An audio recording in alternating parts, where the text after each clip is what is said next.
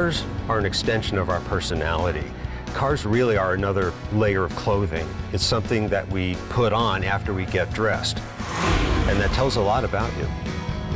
This is Woodward Dream Cruise, and it's a once a year thing for people that come here. This is Woodward Avenue, the main thoroughfare through suburbia of Detroit. This used to be the major cruise hangout area for all the teenage kids back in the 50s, 60s, and I don't know if it was about the cars more than it was just getting out there, just meeting people and having a good time, living life, enjoying yourself. You know, stop at the drive-in, just cruise around, just bring out your wheels and cruise. Detroit, the birthplace of the automobile for the most part. Everybody here either works for Ford, GM, Chrysler. If you don't know how to work on your vehicle, you know, people look at you like kind of sideways. I bought this car 12 years ago. It only took about 20 years to acquire it. So after, 30-some years, I finally got my dream toy. This car is unique. The older cars, the older muscle, they all have distinct lines, and there's something fashionable about every single car. The cars that nowadays, they all look alike. I enjoy playing with cars. I mean, that's basically what it is. Putting them together, driving them is fun. Okay, and I guess it just keeps us young since I'm old. You know, I just feel younger. You always have a pretty car, you might be able to get the pretty girls. It is the same, they will go hand in hand. It's just that unique bond between men and cars is just the fact that if they look good, you feel good. I think that's a good part about it. My relationship to cars probably started when I was about 15 years of age. 59 now. It's been a long relationship with cars. I believe it's either in your blood or it's not. You either design them, or you work on them, or you race them.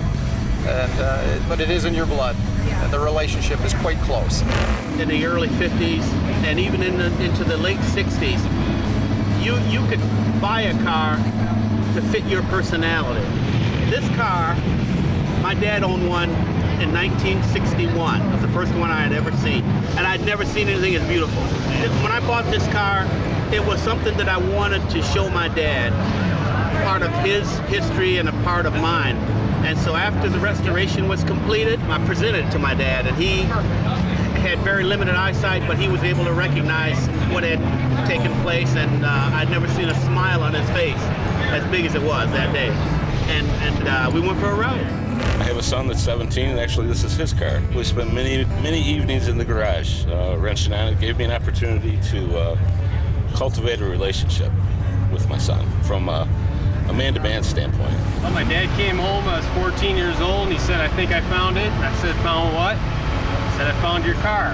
So he bought it for me, $1,200, bucket of bolts, and it took us 6 years.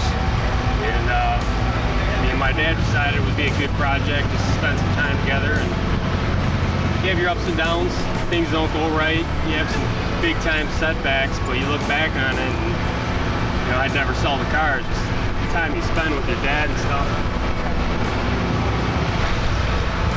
It's not the car, it's just metal, plastic bolts. It goes way beyond that. It's the people you spend time with, your family, your friends, everybody that helped you out along the way. For somebody to have actually had a hand in building the car, that gives them a special connection, a connection that most people just would not have.